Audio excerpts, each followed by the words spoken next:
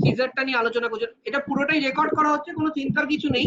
যদি কিছু মিস হয়েও যায় আমি শেয়ার করে দেবো অ্যাপে, তো সেখানে তোমরা পেয়ে যাবে পুরো লেকচারটাই, ঠিক আছে?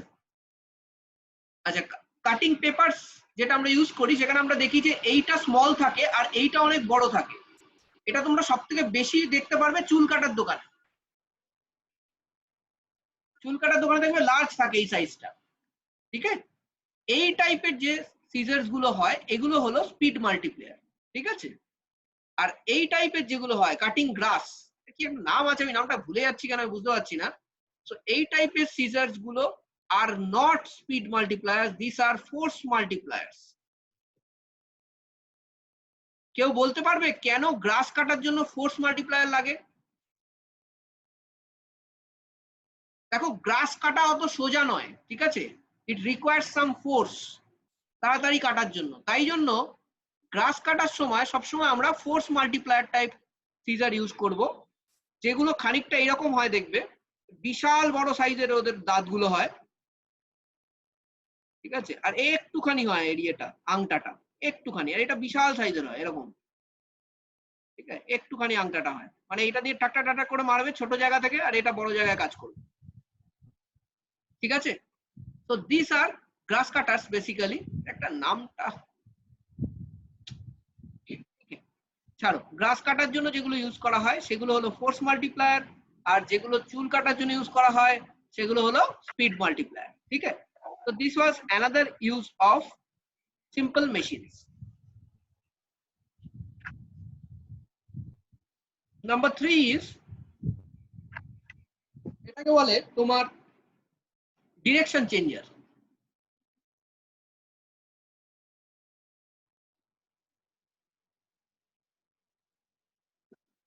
ডিরেকশন চেঞ্জার বলতে দেখো, ধরো একটা কুয়ো আছে,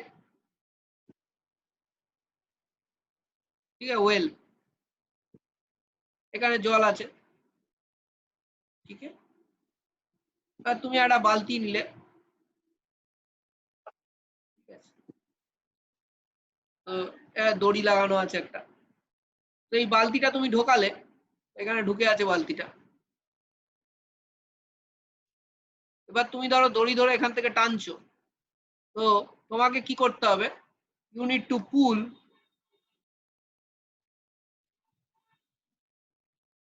আপওয়ার্ডস।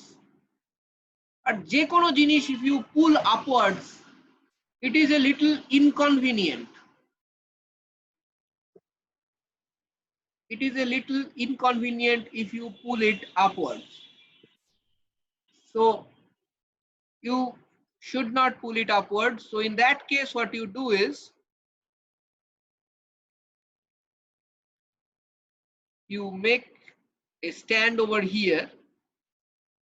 একটা চাকা লাগিয়ে দেবে, চাকা লাগিয়ে চাকার একটা সাইডে তুমি বালতিটাকে পুরে দেবে এরকম, এখানে ওয়েলটা আছে, ঠিক আছে? আর আরেকটা সাইডে এরকম আরেকটা দড়ি থাকবে। সো বালতিটাকে তুমি এমনি, গ্রামের দিকে তো দেখেছো এগুলো, সিনেমা, পুরোনো দিনের সিনেমায় দেখা যায়, তাই না?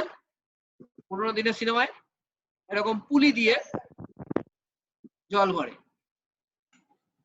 পুলি দিয়ে। গ্রামেও থাকবে, কিছু কিছু গ্রামেও থাকবে এখনো, ঠিক আছে? কিছু কিছু গ্রামে তো এরকমও থাকে যে যে কুয়ো থেকে ব্রাহ্মণরা জল ভরে, সে কুয়োতে আবার তোমার অন্য কাজ জল ভরতে পারবে না, ঠিক আছে? এরকমও কিছু কিছু সিনেমা তো আমরা দেখেছি আগে, এখনো আছে in places in UP, Bihar, it is there still. আর গরমকালে জল থাকছে না, শুধুমাত্র রাজাবাবুর ঘরে জল আছে, রাজাবাবুর কুয়োতে, তখন সেখানে লোকজন ছোটাছুটি করছে, এরকম সিনেমাও আমরা দেখেছি। পুলিশ, সবচেয়ে পুলিশ দেখলেই সিনেমার কথা মনে পড়ে যায় আমাদের ছোটবেলার, ঠিক আছে?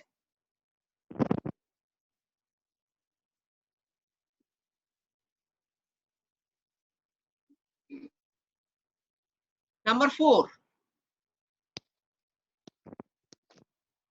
নাম্বার 4টা হলো বেসিক্যালি অনেক সময় পয়েন্ট অফ অ্যাপ্লিকেশনটা চেঞ্জ করা হয়। Point of application change,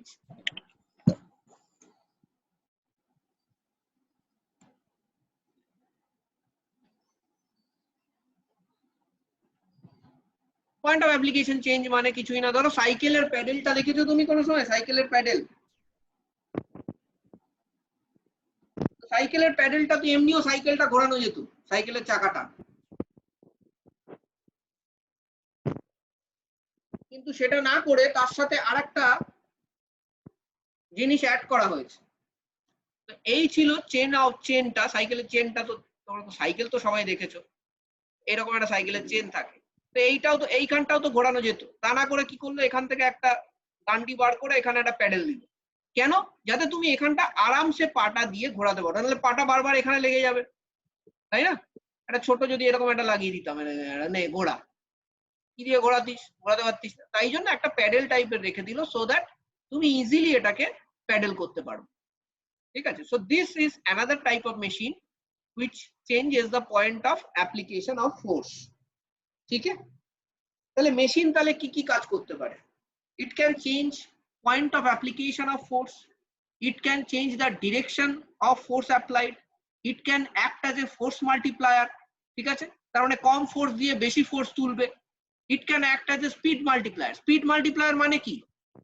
speed multiplier মানে আমি একবার এরকম করে কাইচিটা দাওয়াবো, ওখানে খুব তাড়াতাড়ি দিতে হবে। কিরকম? স্পিড মাল্টিপ্লায়ারের বেস্ট এক্সাম্পল যদি দেখতে চাও, দেন ইট ইজ গিয়ার। এগুলো হলো গিয়ার। ঠিক আছে? এটা টিথ থাকে গিয়ারে, বেস্ট এক্সাম্পল এটা।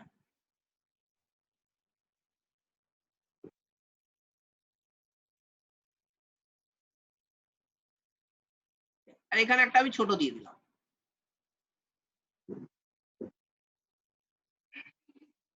সো এইখান থেকে তুমি চেনটা দিয়ে দিলে, চেন। ঠিক আছে? একদম সাইকেলের মতনই হয়েছে এটা।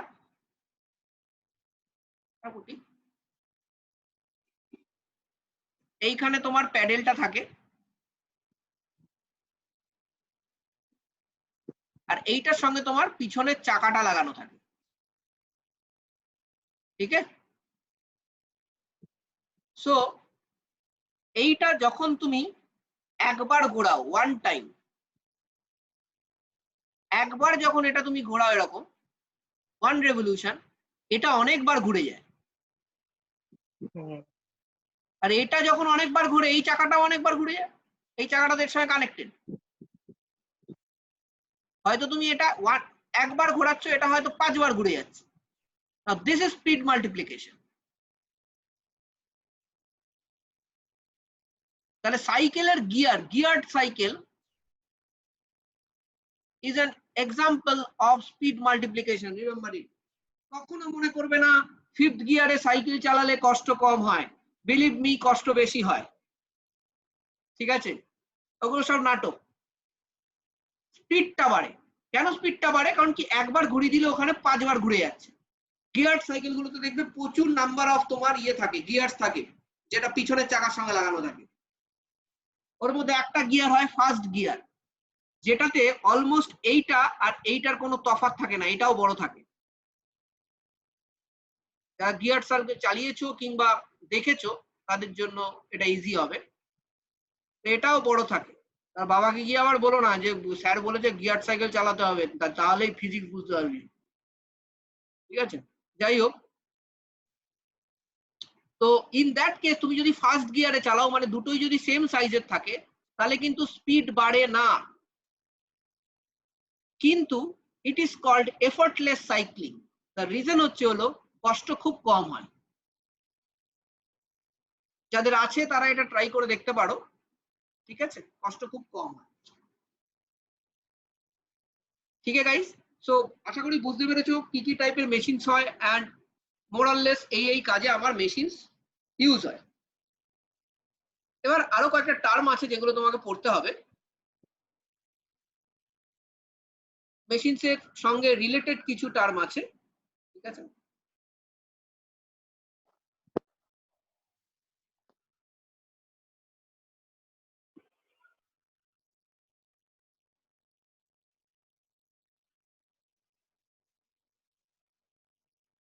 একটা হলো লোড। লোড জিনিসটা কি? এটা হলো opposing force to be overcome, opposing অথবা রেজিস্টিভ ফোর্স দ্যাট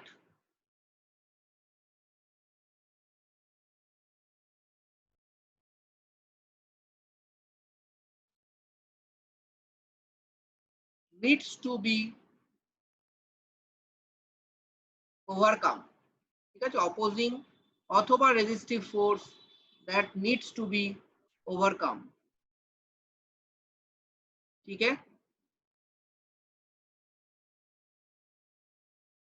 এটা হলো আমার লোড। তার মানে কি, একটা ধরো লোড আছে তোমার, যেটা আমি কিছুক্ষণ আগে ডিসকাস করেছিলাম 1500 নিউটন, যেটা আমি ওই হাইড্রোলিক ইয়ে দিয়ে ওঠালাম। তো এটা দ্যাট ইজ লোড 1500 নিউটন। এখানে আমি ফোর্স দিয়েছিলাম কত, 50 নিউটন, ঠিক আছে। আমার এখানে একটা ছোট্ট প্ল্যাটফর্ম ছিল, সেখান থেকে একটা হাইড্রোলিক ইয়ে দিয়ে এটাকে কানেক্ট করে দিয়েছিলাম কোন একটা ফ্লুইড দিয়ে। এখানে প্ল্যাটফর্মটা বড়, তার সঙ্গে আমি এটা অ্যাড করে দিয়েছি, ঠিক আছে। তো পুরো covered with hydraulic fluid. So এইখানে লোড হচ্ছে হলো এটা লোড, দিস ইজ লোড। আর একটা জিনিস আছে, that is called effort.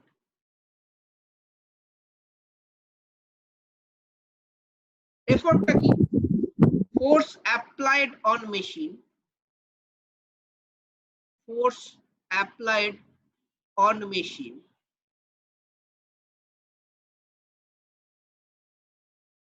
to overcome the load, ঠিক আছে। মানে এইটা হলো এফর্ট। এফর্ট মানে যেটা তুমি দিচ্ছ, এফর্ট মানে যেটা তুমি দিচ্ছ, আর লোড মানে যেটা তুমি পাচ্ছ, ঠিক আছে। যেটা তুমি দিচ্ছ আর লোড মানে যেটা তুমি পাচ্ছ। এটা কি? যেটা তুমি দিচ্ছ এফর্ট, যেটা তুমি পাচ্ছ লোড। তাহলে যেটা তুমি দিচ্ছ সেটাকে কি বলা হয়? আমি এক্ষুনি বলেছিলাম কিছুক্ষণ আগে, ইনপুট। আর যেটা তুমি পাচ্ছ দ্যাট ইজ আউটপুট। এবং আমি তার সাথে এটাও বলেছিলাম, output by input is a measure of efficiency. Output and input is a measure of efficiency. ঠিক আছে, এটা রাপ করলাম। So load by effort is basically output by input. It is having a term that is called mechanical advantage. That is called mechanical advantage, MA দিয়ে denote করা হয়, ঠিক আছে। এবার দেখো, মেকানিক্যাল অ্যাডভান্টেজের অনেক রকম পার্ট আছে, লাইক অ্যাকচুয়াল মেকানিক্যাল অ্যাডভান্টেজ এবং ideal mechanical advantage, which is not a part of class 10 syllabus, so I will not be teaching all those things, ঠিক আছে।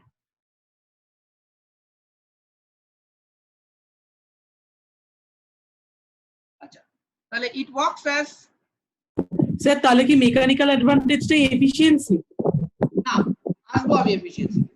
আমি যেটা বললাম, মেকানিক্যাল অ্যাডভান্টেজ দুটো টাইপের হয়, একটা হলো অ্যাকচুয়াল মেকানিক্যাল অ্যাডভান্টেজ, একটা আইডিয়াল মেকানিক্যাল অ্যাডভান্টেজ। তার উপরে প্রচুর টাইপের অঙ্ক হয়, বাট সেটা that is outside your scope of ICSE syllabus অথবা CBSE syllabus, so I will not be considering them.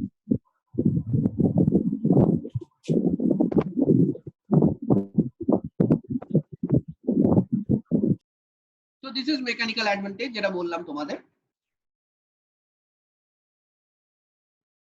আচ্ছা, এটার কোনো ইউনিট হয় না, no units, because it's a force by force, newton by newton, সব ক্যান্সেল আউট হয়ে যাবে, হবে না। স্যার কথা কেটে কেটে আসছে, শুনতে পাচ্ছিস?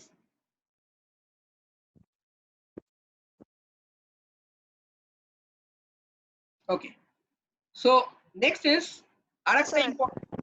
আরেকটা ইম্পর্টেন্ট আছে, that is called velocity ratio. What is velocity ratio? Velocity ratio হলো velocity of effort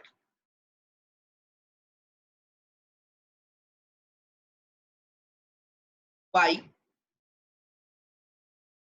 velocity of load, ঠিক আছে। এবার ভেলোসিটি অফ এফর্ট আর ভেলোসিটি অফ লোড যখন আমরা ক্যালকুলেট করছি, obviously it is very known to you যে effort যতটা টাইমের জন্য তুই দিবি ততটা টাইমের জন্যই লোড উঠবে। যখন এফর্ট দেওয়া বন্ধ করে দিবি, লোড তো আর উঠবে না। তাহলে টাইমটা সেম। তাহলে distance moved by effort by time by distance moved by load by time.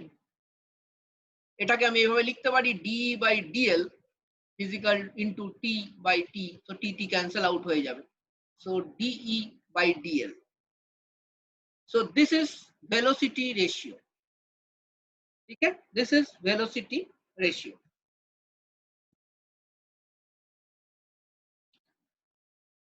Definition বইতে রয়েছে, তবু আমি বলে দিচ্ছি, this is basically ratio of the velocity of effort by velocity of the load, nothing else. ঠিক আছে। আচ্ছা, এবার একটা জিনিস দেখো খুব ভালো করে, আমরা এফিসিয়েন্সি নিয়ে কথা বলছিলাম, রাইট? এফিসিয়েন্সি, এফিসিয়েন্সি মানে আমরা জানি output work by input work, এটাই এফিসিয়েন্সি আমার, output work by input work. এবার আউটপুট জিনিসটা কি?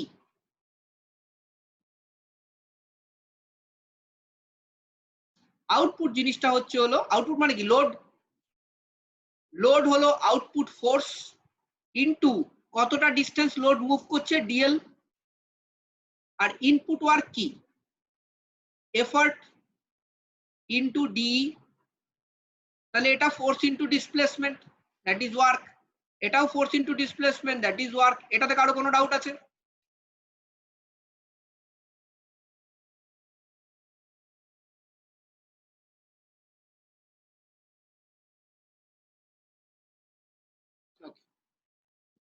নাও দেখো, এখানে আমি এই জিনিসটাকে এইভাবে লিখতে পারি, আমি এটাকে এল আর ই লিখছি আমার জন্য সুবিধার জন্য।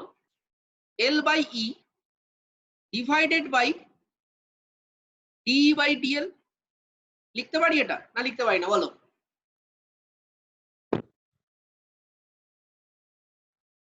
লেখা যায় তো নাকি না? হ্যাঁ স্যার লেখা যায়। আচ্ছা, এল বাই ইটা কি? Mechanical advantage. আর ডি বাই ডিএলটা কি? Velocity ratio. এটাকে ভিআর দিয়ে ডিনোট করা হয়। So divided by VR. So this is efficiency, M A by VR. This is efficiency M A by VR. ঠিক আছে, এত অব্দি কারো কোনো ডাউট থাকলে বলো, আর না থাকলেও একবার নো স্যার বলো, অনেকক্ষণ আমি বক বক করছি। না স্যার। No, sir. ঠিক আছে, না, সব clear স্যার। না? না স্যার। স্যার No, স্যার বলো। আমাকে মেকানিক্যাল অ্যাডভান্টেজটা একটু sir. বলবে, কথাটা কেটে কেটে গেছিল। হ্যাঁ, মেকানিক্যাল লোড বাই এফর্টটা তো শুনেছিস। না স্যার। মেকানিক্যাল অ্যাডভান্টেজ মানে হলো output force by input force. Output ফোর্সটা কি? লোড। লোড মানে কি? যা পাচ্ছিস, তাই তো? হ্যাঁ স্যার। তার মানে আউটপুট ফোর্সটা লোড, আর ইনপুট ফোর্সটা হচ্ছে হলো effort.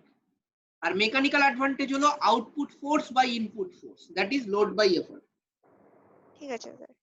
and it has no units.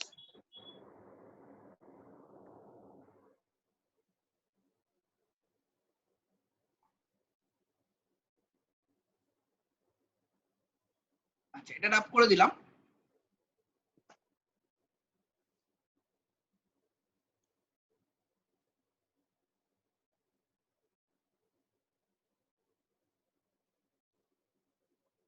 Next part হলো প্রিন্সিপাল অফ মেশিনস।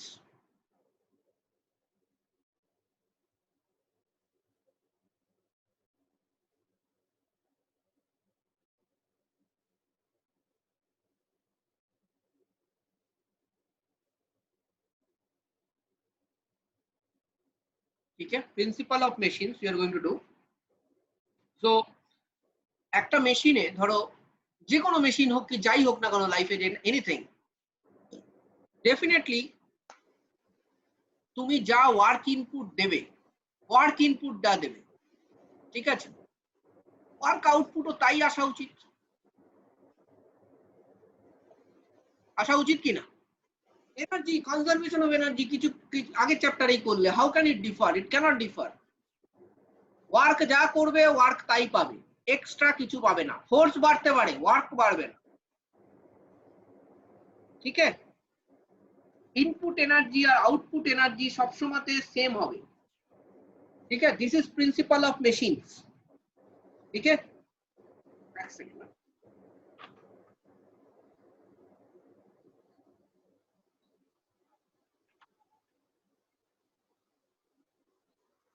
ঠিক আছে, this is principle of machines, যা ইনপুট দেবে তাই আউটপুট পাবে। however this principle applies only to ideal machines. Ideal machine মানে কি? মানে হচ্ছে হলো ওয়েটলেস,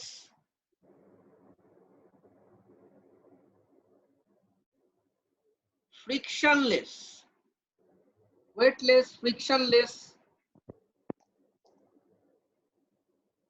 স্প্রিং যদি কোনো থাকে, it is perfectly elastic.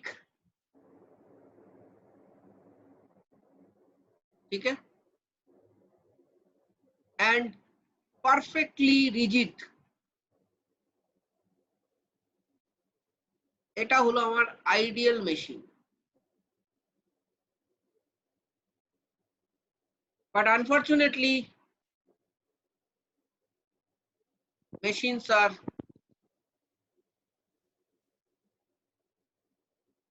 not ideal. Machines are not ideal. ठीक है, machines are not ideal. Machines are actual. R actual machines এর ক্ষেত্রে all these things doesn't apply. They are not weightless, they are not frictionless, they are not perfectly elastic, they are not perfectly rigid. So just এইটা মনে রাখো, বাকিগুলো এখানে not বসিয়ে দিলেই answer হয়ে যাবে। ঠিক আছে, এর মধ্যে ফ্রিকশনটা সবথেকে বড় লস, যে কোনো মেশিনে ফ্রিকশন লস তো থাকবেই, তোমরা জানো। ঠিক আছে, for ideal machines, for ideal machines মনে রাখবে efficiency, that is basically work output by work input, is 1 অথবা 100%। কেন তোমরা তো বলেছো আইডিয়াল মেশিনে work input is equal to work output, principal of machines অনুযায়ী। আইডিয়াল মেশিনে this is 100%, that is 1. So efficiency যদি 1 হয়, that means MA by VR is equal to 1, so which basically means MA is equal to VR। কিসের ক্ষেত্রে? Ideal machines এর ক্ষেত্রে। ঠিক আছে, রাফ করছি, রাফ করে দেবো এটা। হ্যাঁ স্যার। স্যার এই জায়গাটা কি? এরপরে আসছে অ্যাকচুয়াল মেশিনস।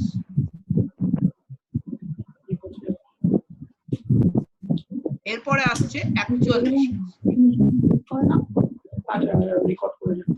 অ্যাকচুয়াল মেশিনসটা কি জিনিস? MA by VR, that is efficiency। Obviously actual machines এ তোমার কি হবে দেখো, efficiency is what? Output by input। actual machine এ প্রচুর ফ্রিকশন এইসব হাজিওয়াই জিনিস আছে, তাহলে output will be always less than input। Output less, যা দেবে তা কোনোদিনও পারবে না। Output always less than input in case of actual machines, so this will be less than 1। ঠিক আছে, so that means ideal actual machines have efficiency less than 100%। is this clear? Now if it is so, then MA by VR in case of actual machines is less than 1, which also shows that MA is less than VR। ठीक है, MA is less than VR in case of actual machines। Important মনে রাখবে, এফিসিয়েন্সির জন্য VR কিন্তু change হয় না, doesn't change। VR doesn't change. ठीक है, एफिशिएंसिর জন্য VR doesn't change. VR doesn't change in efficiency কমে যাচ্ছে, তার মানে কিন্তু এই নয় যে ভিআর বেড়ে যাচ্ছে অথবা ভিআর কমে যাচ্ছে, ভিআর রিমেইনস সেম। ঠিক আছে, for a machine VR is constant.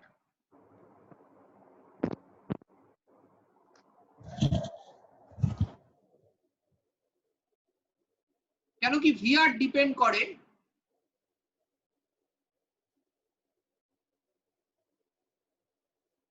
length of strings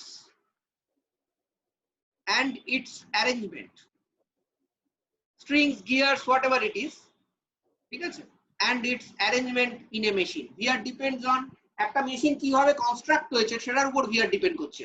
তো কনস্ট্রাকশন তো চেঞ্জ হয়ে যাবে না, কনস্ট্রাকশন তো সেমই থাকবে। So VR remains same. ঠিক আছে, distance moved by effort by distance moved by load doesn't change. Problem হয় হলো MA টা চেঞ্জ হয়ে যায়, MA টা কমে যায়। ঠিক আছে, আর MA টা কমে যাওয়ার জন্যই তোমার এফিশিয়েন্সিটা লেস দ্যান 100% হয়। ঠিক আছে guys, so you can ask any question that is there.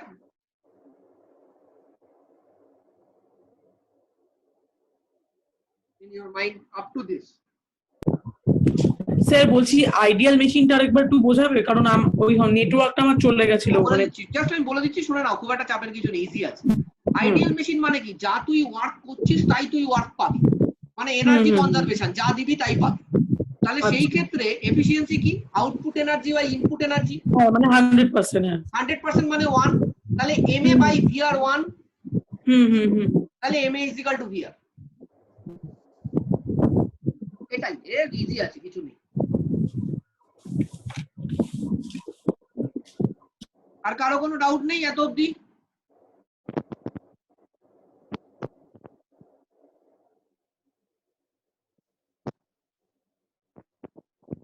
আমি এটা ক্লিয়ার করে দিচ্ছি। Now the next one is levers.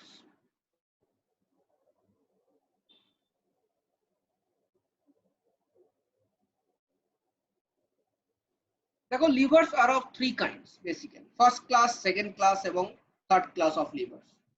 এবার এটা মনে রাখতে অনেকের অসুবিধা হয়, তো আজকের পরে অসুবিধা হবে না। সো ক্লাস 1 লিভার নিয়ে আমরা কথা বলবো, class 1 liver, or then we'll talk about class 2 এখানে, then we'll talk about class 3. তো এই তিনটে টাইপস অফ লিভার আছে আমার, যেটা আমাকে পড়তে হবে।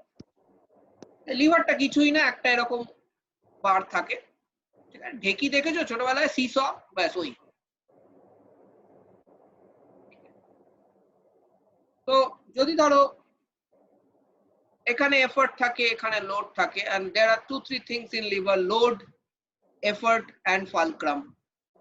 ठीक है, in case of class 2,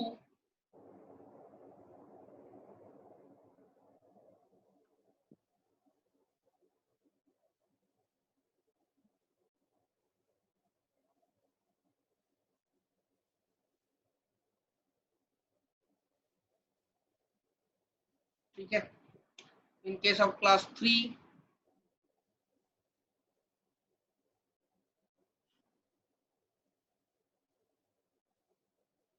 ठीक है। So দেখো, ক্লাস 1, ক্লাস 2 এবং ক্লাস 3 তে only thing you need to remember, মাঝখানে কে আছে।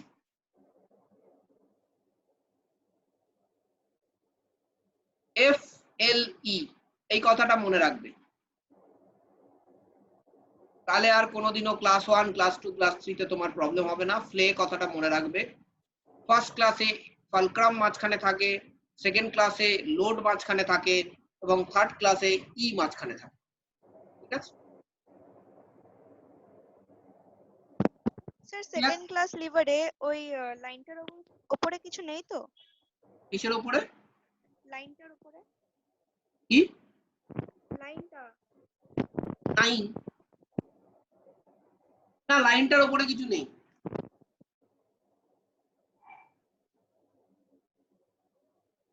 লাইনটার উপরে কিছু নেই, ঠিক আছে। এই যে লাইনগুলোর ডাইরেকশন যে কোনো দিকে হতে পারে না? ইট ডিপেন্ডস কোন দিকে লোড থাকবে, কোন দিকে এফর্ট থাকবে, নিচে ওঠাতে চাস না হ্যাঁ, উপরে কারণ ওঠাতে চাস, সেটা তোর হ্যাঁ, মেশিনস এর লাস্টের উপর লিভারটা ডিপেন্ড তো করবে। উপর দিকে লোডটা, হ্যাঁ। তোর মেশিনের উপর ডিপেন্ড করবে। এইটা উপরের দিকে করলাম কারণ কি এফর্টটা উপরের দিকে দিচ্ছিস, তো লোডটা তো আর নিচে নামবে না। তাহলে এখানে এফর্ট দিলে লোড তো উপরেই উঠবে।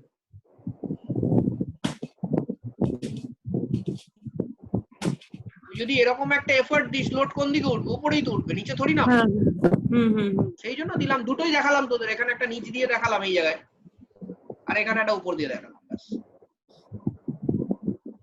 পজিশনটার উপর ডিপেন্ড করবে কোন ক্লাস হবে, আর কিছু। আচ্ছা, নাও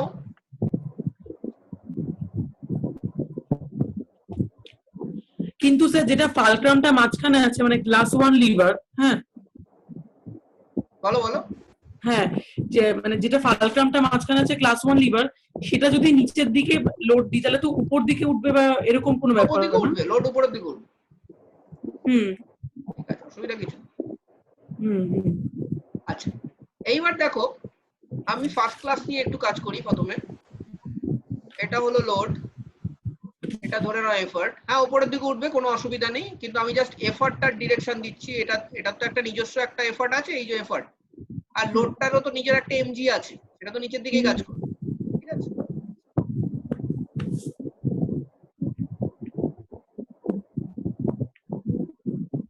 ঠিক আছে। এবার দেখো, এইটা হলো আমার ফালক্রাম। এই যে ডিস্টেন্সটা দেখতে পাচ্ছ, এটাকে বলা হয় লোড আর্ম, আর এই ডিস্টেন্সটাকে বলা হয় effort arm.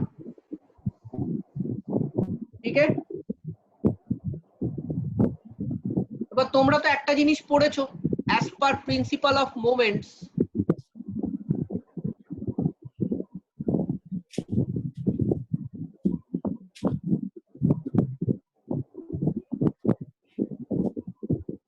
load into load arm should be equal to effort into effort arm. তাই তো নাকি না? কারোর কোনো ডাউট নেই তো আই গেস এটাতে? তাহলে এখান থেকে আমি লিখতে পারি load by effort is equal to effort arm by load arm.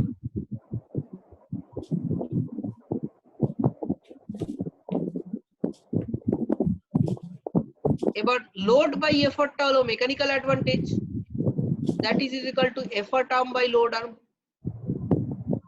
We are talking about first class lever over here, class 1 lever.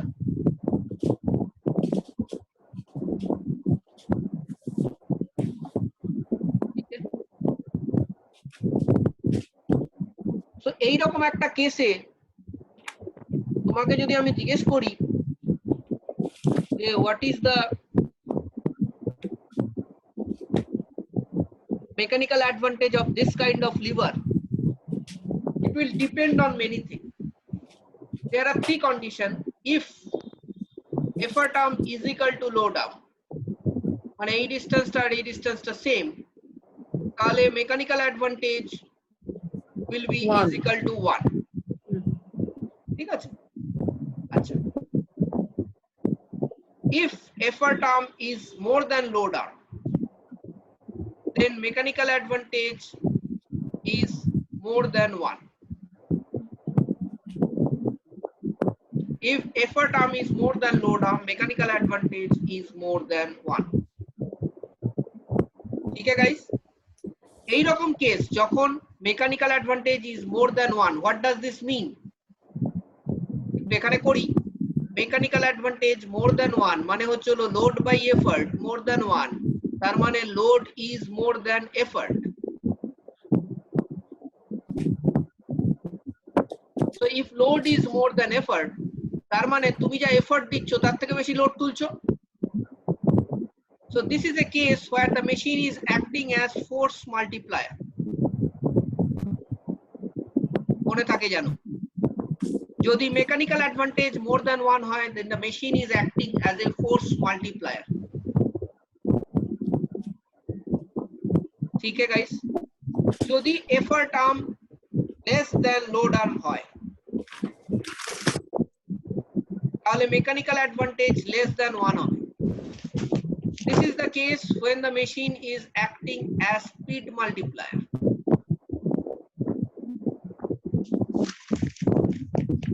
Okay. So this is what first class lever is. First class lever হলো এমন একটা liver যেটার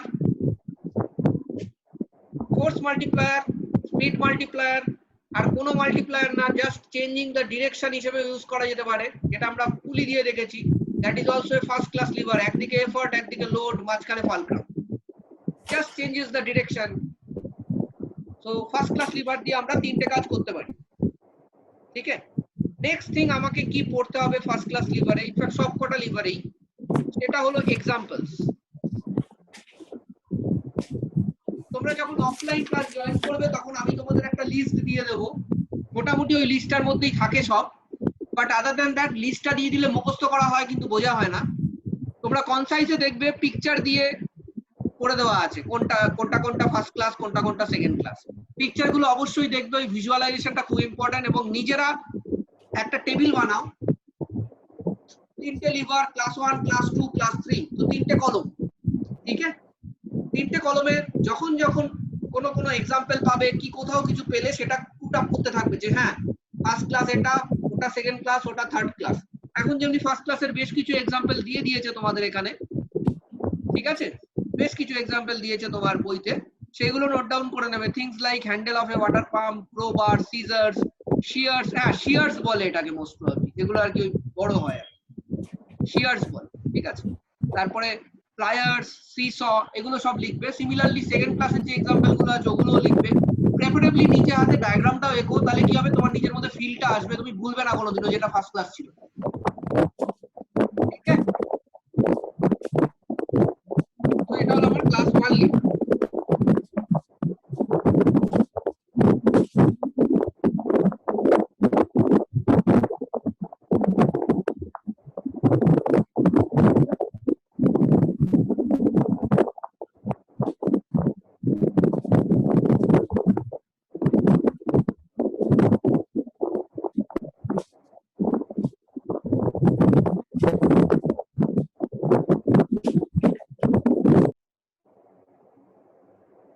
ওকে, এবার আমাকে একটা জিনিস বলো, আমরা এটা আমি একটু মুছছি, পুরোটা মুছতে হবে না, আমার আমার কিছুটা লাগবে মুছতে।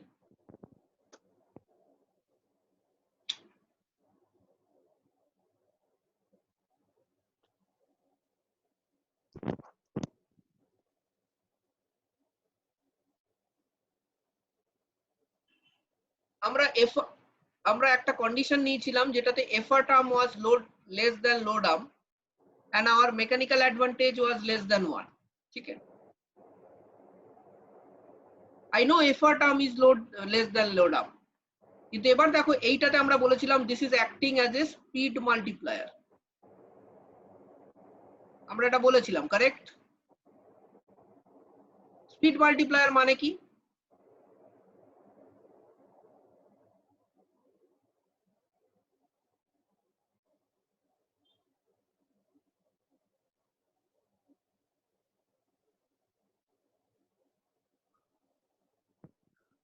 কেউ বলো আমাকে, এটা উত্তর চাইছি আমি।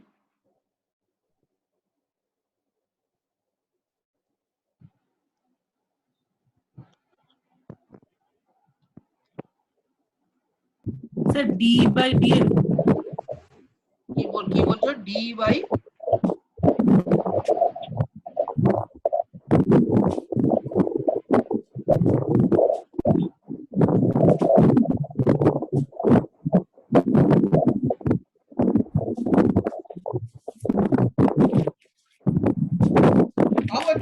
টাইম আছে, তালা নেই।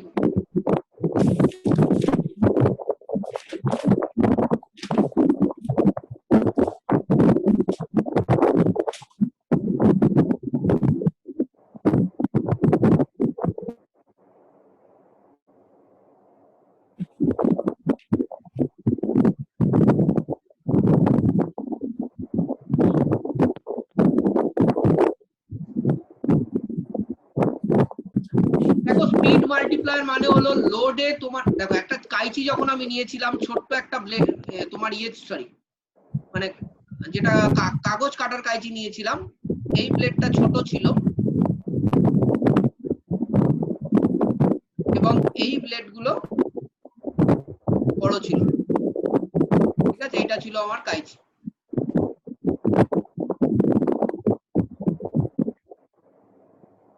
তাই তো, এটা কাটার জায়গাটা, সরি এটা কাটার জায়গাটা, এটা হলো কাটার জায়গাটা। সো ইন দ্যাট কেস স্পিডটা মাল্টিপ্লাই হয়েছে। স্পিড মাল্টিপ্লাই হওয়া মানে হলো লোড কোথায় থাকে, এই দিকে থাকে। লোডের ডিসপ্লেসমেন্ট খুব তাড়াতাড়ি হচ্ছিল, লোডের ডিসপ্লেসমেন্ট খুব তাড়াতাড়ি হচ্ছিল, আর এফর্টের ডিসপ্লেসমেন্ট অত তাড়াতাড়ি হচ্ছিল না। তার মানে DL is more than D in case of speed multiplier. কেন? কেন কি লোডের ওখানে তোমার যখন কাইজিটা কাটছে, লোডের ওখানে খুব তাড়াতাড়ি হচ্ছে। লোড কোথায়? ধরো সাইকেলে আমরা দেখিয়েছিলাম স্পিড মাল্টিপ্লায়ার, লোডটা কোথায়? পিছনের চাকাটা, তার সঙ্গে যে গিয়ারটা আছে ওটা খুব তাড়াতাড়ি ঘুরছে, 5 বার ঘুরে গেছিল, কিন্তু তুমি যেখানে এফর্ট দিয়েছো সেখানে মাত্র একবার ঘুরেছিল। সেই ক্ষেত্রে ডিএলটা অনেক বেশি থাকে, ডিএলটা ভেলোসিটি অফ দ্য লোড অনেক বেশি থাকবে। So DL is more than D. So in this case আমি কি বলতে পারি velocity ratio is equal to D by DL less than 1?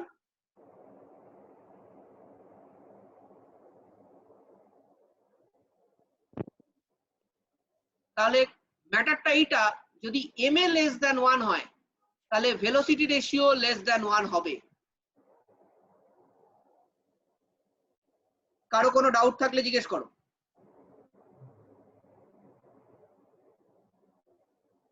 Sir speed multiplier ব্যাপারটা আরেকবার একটু বুঝিয়ে দেবে? স্পিড মাল্টিপ্লায়ার মানে স্পিডটা বাড়ে। আচ্ছা এটা আমি দেখিয়ে দিচ্ছি, দাঁড়া। স্যার এইটা, হ্যাঁ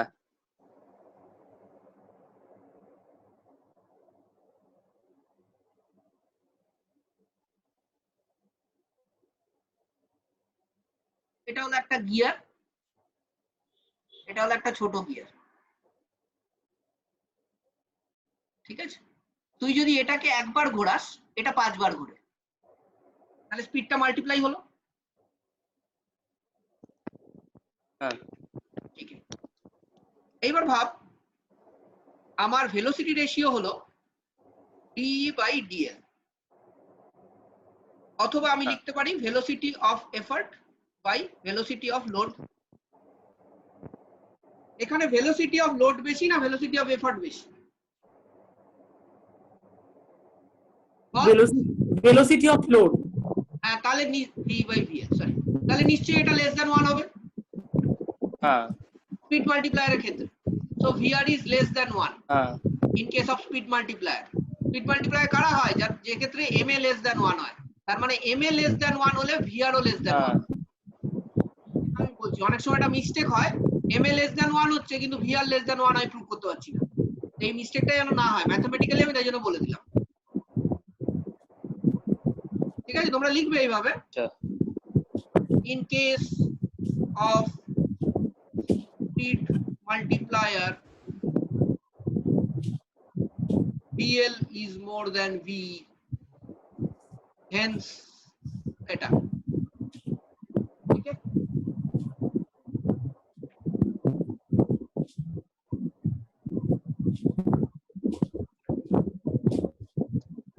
বুঝছি, এটা আশা করি এটা ক্লিয়ার হয়ে গেছে, আর তো ডাউট থাকা উচিত না এটাতে।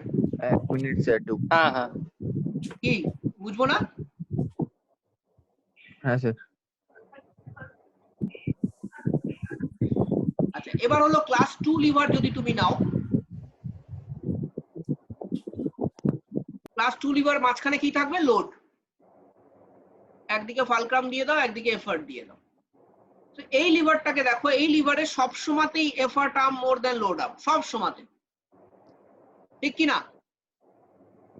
তাহলে mechanical advantage that is load by effort, that is effort arm by, এই আমার বোর্ডে কেন লিখছিস ভাই? লিখিস না, এ মোচ এটা effort arm by load arm, ঠিক আছে। তাহলে এই কেসে all the time mechanical advantage is more than 1। So second class liver,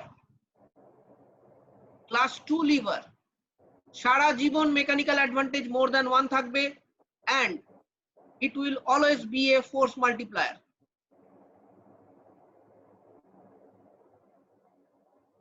ঠিক আছে, এক্সাম্পল গুলো ওইভাবে প্র্যাকটিস করবে যেগুলো বলেছিলাম। Now coming to class 3, effort, load, fulcrum, class 3 lever. এখানে সারা জীবন মেকানিক্যাল অ্যাডভান্টেজ যদি effort arm by load arm হয়, this will be always less than 1, কারণ কি মেকানিক্যাল অ্যাডভান্টেজ এফার্ট আর্ম তো ছোট আর লোড আর্ম সারা জীবন বড় থাকবে। সো দ্যাট মিন্স এই টাইপের liver, that is class 3 liver, is always a speed multiplier. There is no other chance. Always a speed multiplier, class 3 lever.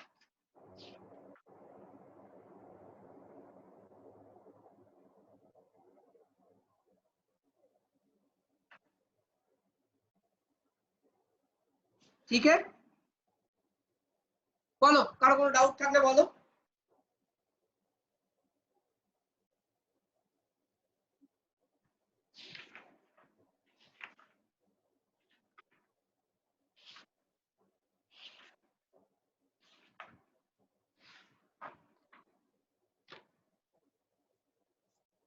বলো কোনো ডাউট থাকলে বলো।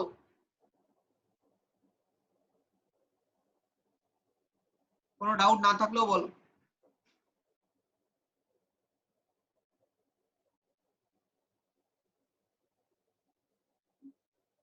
আরে ইয়েস স্যার নো স্যার কিছু তো বল।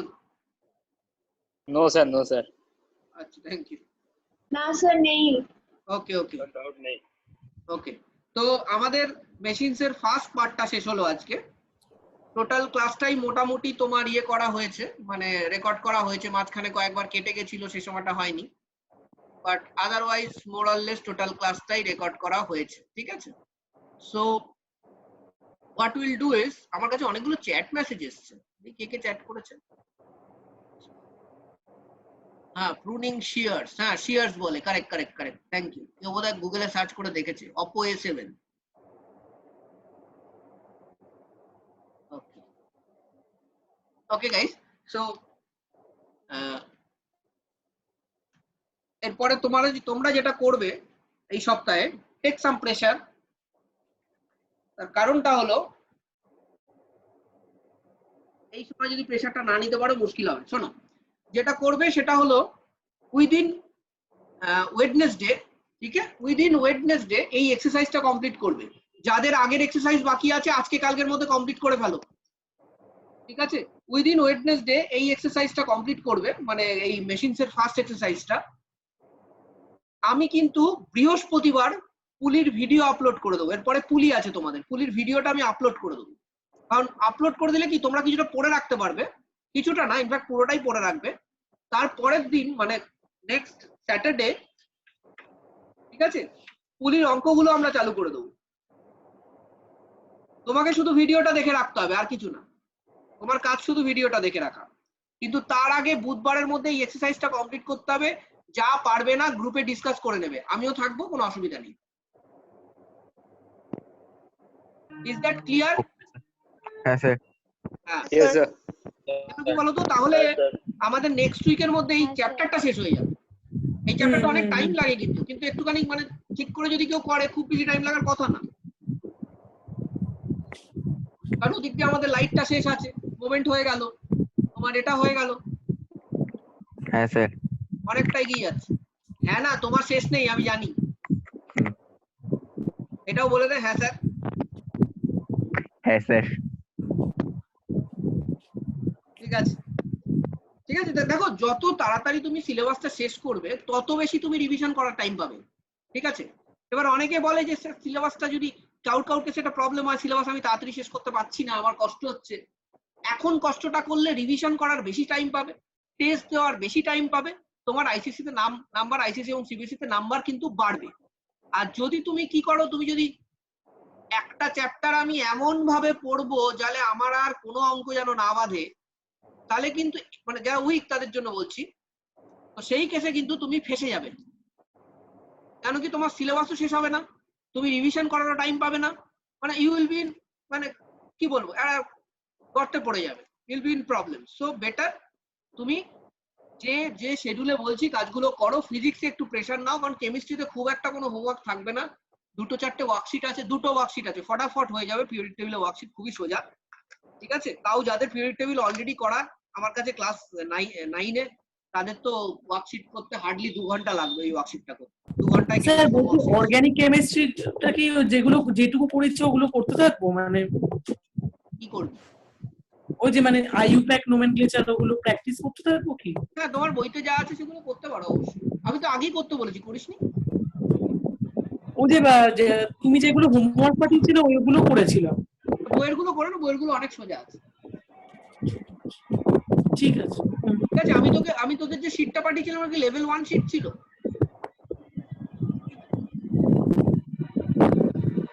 মোস্টলি লেভেল 1 শীট ছিল। তো এই বছর আমি এমনিও তোদের লেভেল 2 লেভেল 3 শীট দেবো না, লেভেল 1-এই আমি সীমাবদ্ধ রাখবো। ঠিক আছে, কারণ ওগুলো করে কোনো লাভ হয় না, শেষ পর্যন্ত সবাই সব ভুলে যায়, আবার 11-এ পড়াতে হয়, কোনো মানে নেই। স্কুলে ওগুলো আসেও না, না এসএসসিতে আসে। তো যেটা লেভেল 1 শীট আছে ওটা করো ইউপ্যাক নোমেনক্লেচারের, প্লাস তুমি ওইগুলো করবে, ওই যে কি বলে যেগুলো বইতে আছে।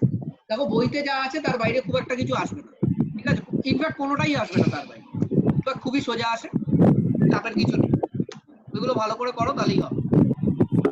আর হ্যাঁ, অর্গানিকে বাকি অনেকটা পার্ট, মানে অ্যারাউন্ড 50% পার্ট আমাদের বাকি আছে, ওটা আমরা পরে করব। ঠিক আছে,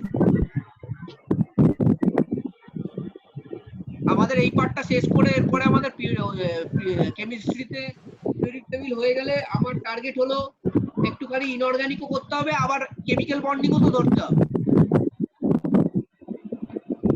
করতে হবে আমাদের, কোনো কিছু বাদ দিলে হবে না। কেমিক্যাল বন্ডিংও করতে হবে, ইনঅর্গানিক করতে হবে। তো আমি পরের দিনের ক্লাসটা আমি ভেঙে দেবো দুভাগে, মানে 1 ঘন্টা কেমিক্যাল বন্ডিং, 1 ঘন্টা অ্যামোনিয়া।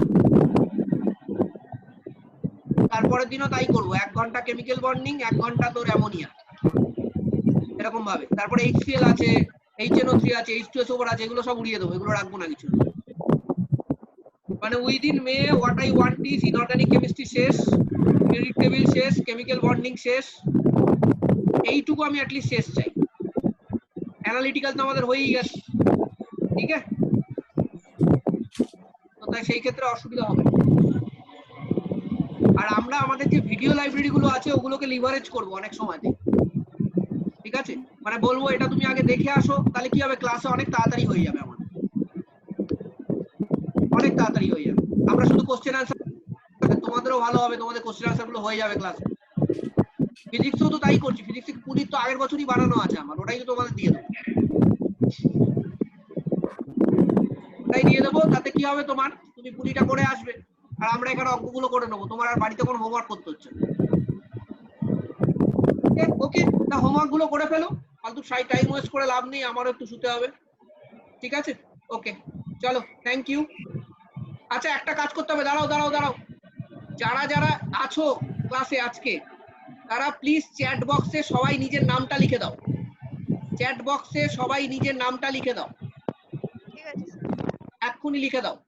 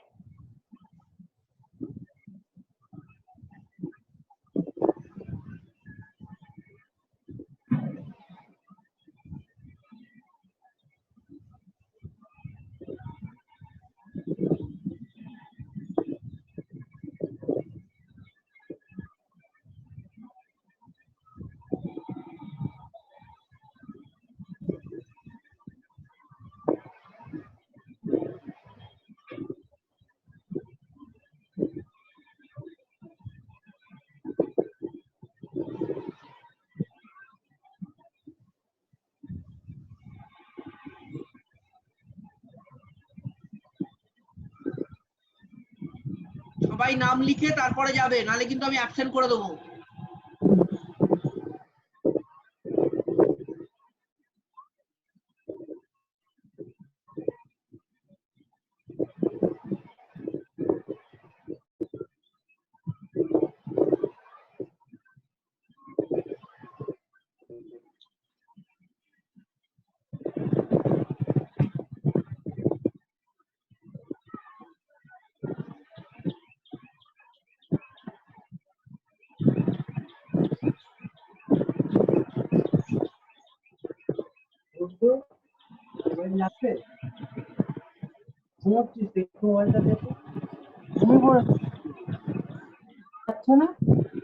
সবার লেখা হয়ে গেছে?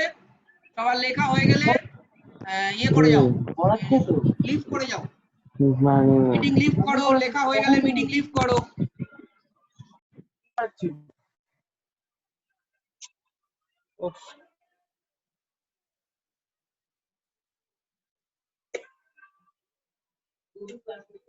ঘুমিয়ে পড়েছিল।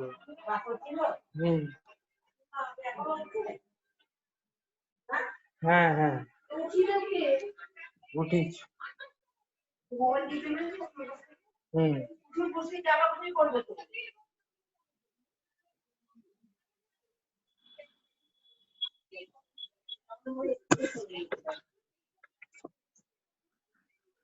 লাইটিং একটু হয়ে গেছে আপাতত।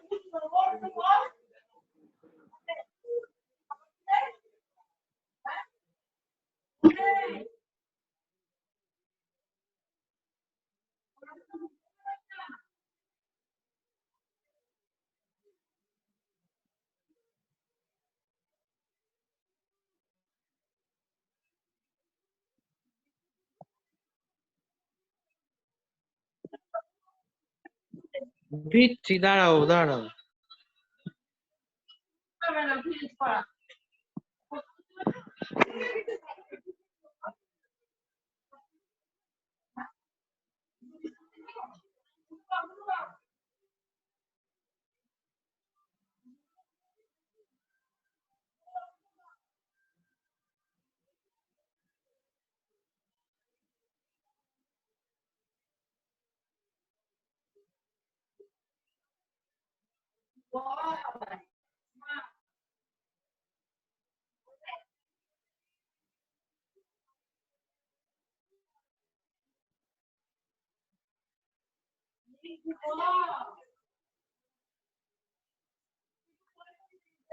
দাঁড়ান।